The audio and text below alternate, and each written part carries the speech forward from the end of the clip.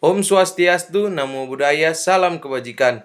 Saat ini saya akan melaporkan tentang kedaulatan energi dan masalah ekspor batu bara.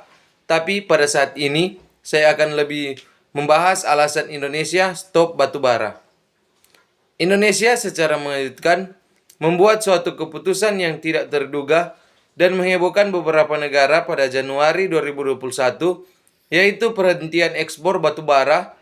Hal itu dilakukan karena Indonesia mengalami kekurangan pasokan batu bara, bahkan terancam tidak dapat memenuhi pasokan bagi tenaga listrik domestik.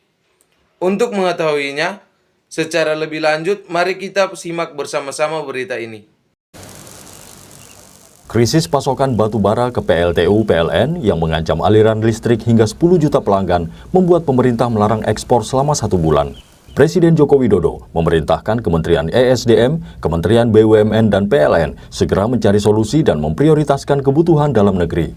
Jokowi juga menegaskan sanksi bagi pengusaha yang melanggar larangan ekspor batu bara hingga pencabutan izin. Soal pasokan batu bara, saya perintahkan pada Kementerian ESDM, Kementerian BUMN, dan PLN segera mencari solusi terbaik demi kepentingan nasional. Prioritasnya adalah pemenuhan kebutuhan dalam negeri untuk PLN dan industri dalam negeri.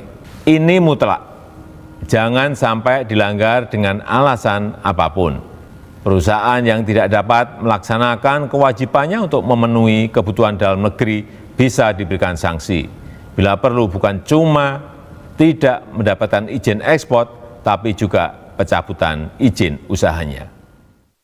Deputi 1 KSP Febri Calvin Tetelepta menjelaskan kebijakan domestic market obligation yang dikeluarkan pemerintah adalah langkah melindungi kebutuhan rakyat dibanding permintaan global yang dilanda krisis energi. Presiden mau memastikan bahwa listrik kita, kemakmuran rakyat kita tingkat perspektif listrik ini tidak boleh sampai rakyat itu dirugikan. Ini hal yang sangat mendasar sehingga aspek pelarangan batu bara itu bukan dimaksud untuk sekedar melarang, tapi itu ada aspek gotong royong untuk semua komponen bangsa, baik itu pengusaha, baik itu PLN maupun pemerintah dan rakyat itu bertanggung jawab bersama-sama untuk menanggulangi krisis energi secara global ini.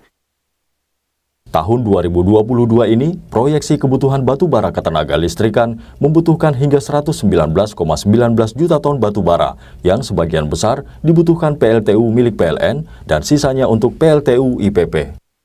Tingginya permintaan batu bara global setahun terakhir akibat krisis energi mendongkrak nilai ekspor batu bara 2021 hingga 420,32 triliun rupiah atau naik 90,5% dari tahun 2020. Tujuan ekspor terbesar adalah Tiongkok, senilai 99,15 triliun rupiah. Pihak PLN menjamin tidak ada pemadaman listrik setelah berhasil memastikan pasokan pembangkit hingga beberapa waktu ke depan. Arahan Presiden Joko Widodo sudah sangat jelas bahwa tidak akan ada pemadaman dalam skala apapun, kata Direktur Utama PT PLN Darmawan Prasojo yang dikutip harian Kompas.